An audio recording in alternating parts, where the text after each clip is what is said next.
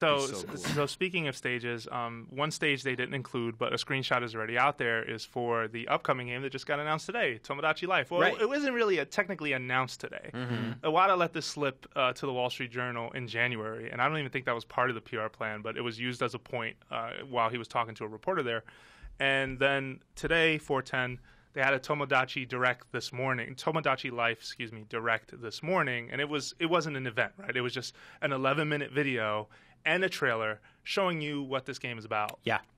And so, what you guys think? So available June 6th at retailers in the eShop. So it's going to be a real-tail game. It's not a digital only. I love those kind of wacky games. Like, you know, way back in the day, I played around with Talent Studio, which was the same kind of concept. Like, you captured your face, and then you had your virtual character do all this stupid stuff, like wear a turtle shell on their back and play electric guitar and stuff. And this is like that. You know, it makes it a little easier to get your face and your friends into the game, and then it creates really strange and awkward situations. Do you know? Right? Do you know how crazy it is that I grew up reading the things that you and Matt Casamassima were doing about Talent Studio on the 64DD, where it was like your faces were in the game and stuff like that. Yeah.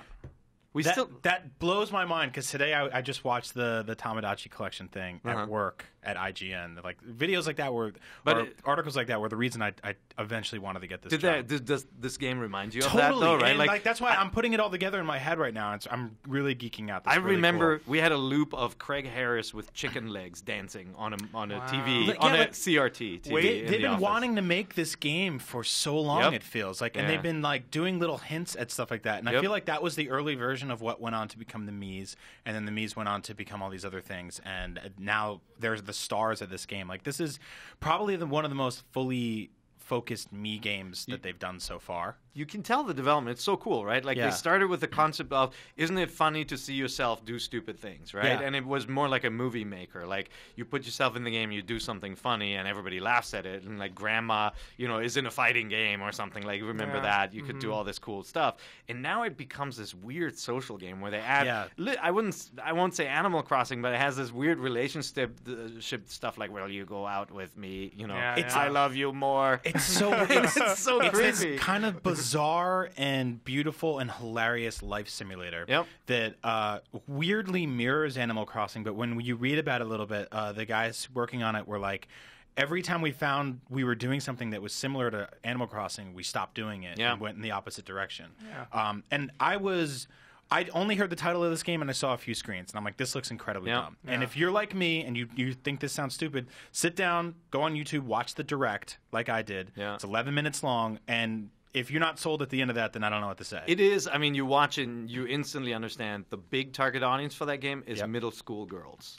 Which bothers me a little bit. It's already in the marketing. No, but Tomodachi Life is available. But the trailer, I'm sorry. Wow, like, whoever that girl was. It sounds like some crazy man-woman did it. I don't care. I'm confident in my own masculinity, me too. security. But I'm already playing this game. By the way, I'm really happy to hear you two talking this much about it. Yeah. Middle school kids sitting around, that's like when everybody's developing crushes on the boys and the girls and stuff, and then they're sitting around and they have like their character proposing to the boy that they love in real life, that they have a crush on, and they don't want to say anything. No, but that's what's going to happen. It's going to be three girls sitting together giggling because, instead of praying to an effigy of PewDiePie, they're watching like themselves propose to him. It's going to be awesome.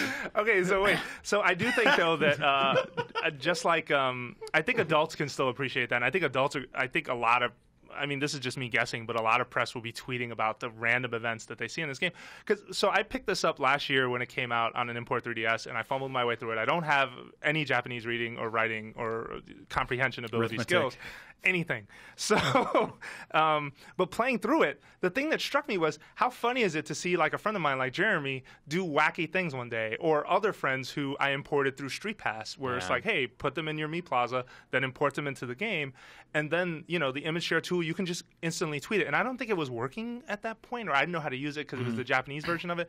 But regardless, that's a big hook for it, right? Like, hey, look at this wacky thing that Pear and Brian did in my game, and we should definitely look at things we can do with this. If I can come to work and be like, yo, Jose, I was playing Tomodachi last night, and you hit on Princess Peach, and she shot you down, ha ha, and laugh at you, then it's all worth it for me. Yeah, like, or you tweet awesome. that. Yeah, or I'll tweet it. That stuff makes your day.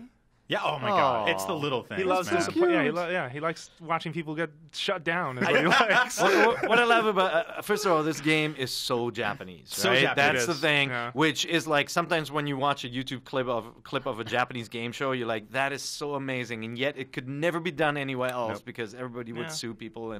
But like this game also celebrates the uncanny valley. Like the fact that the character kind of looks like you, but looks like creepy you, and then talks with a voice like this. That's what makes it all awesome. Yeah. Well, and so today, this morning when I got to work, I brought my import system in, gave it to Perrin, was like, hey, make yourself in this game, because I also realized I hadn't added you. Yep. And since Perrin can read and write Japanese, that was a cool thing to watch, because what did he do? He started making himself, and then I watched him walk up to different people in the office and say, hey, look at this. And he's like sliding the different types of speech and showing people the different kinds of voices. He's like, hey, check this out. And I noticed you did that with a couple of people, and I'm like, that's the hook. Yeah. That's what people are going to do when they play this game. You can laugh at yourself too, right? Like my character kind of looks a little bit like me, and then he kept on saying with like high pitched voices like, "I am Pierre Schneider." Yeah. It's awesome. Yeah, it's really fun. Cool. So one thing I want to point out about the presentation of that Direct specific that I thought was really smart is that it kind of, in an essence, I mean, don't get me wrong, it was showing gameplay and it was showing different things, but you know, in that early beginning when they have the news desk and the Trin and me was like, let's check in on Mr. Iwata. The furrowed brow Trin and me. Yeah, with his furrowed brow. It looks just like him. It's creepy. Yeah. That's really good. When he would say, let's check in on Mr. Iwata, and you just see what Iwata's doing, that is the gameplay of that game. It's all about observation. It is not a game like Animal Crossing where you are tending to the garden and you have to do everything manually.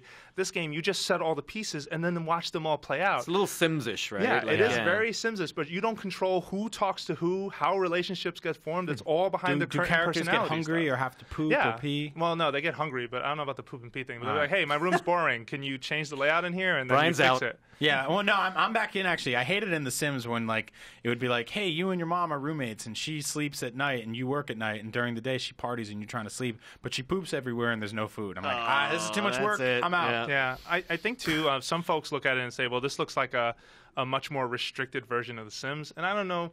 I can see the argument, but I think that for the platform it's aimed at and for the audience it's trying for, I don't know if they want a lot of options, and it has a ton of them, and you're dressing people in different things, and you're participating in different events. You're playing games with these Miis. How well do you know your friends? When was Brian born?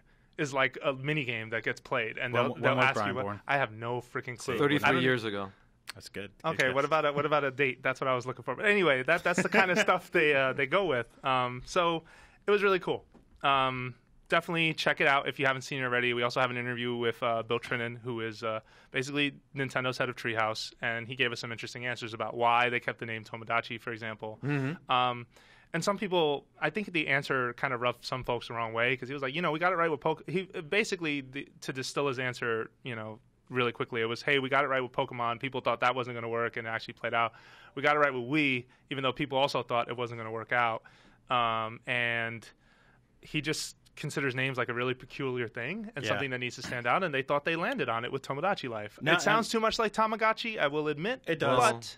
But when you that's said, the one downside, but maybe that's not a downside for them. Maybe that's some sort of connection, right? Like that's forged. It's like, oh, this is a wacky Japanese thing where you take care of stuff. So that's what I love. They're going head on with it. And a few days ago, when you told me that the name would stay the same in America, and I'm like, well, they're doomed.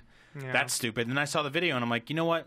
Don't hide how Japanese this is. Like, embrace it, put your arms out, bring everybody in. Like, that's the way to do it. Every foreign or made-up word can be very odd when you hear it for the first time. And then a year later, you're just saying it like it means something. If you don't believe me, just Google that. Yeah. Yeah. And yeah, pretty much. I think one other thing I read somewhere was, and I thought this too, was, well, Wii U was an example of when you didn't get it right. But there are hits and misses. Let's see how this goes. So far, it's off to a good start. Yeah. And there was a pretty positive reception for it today.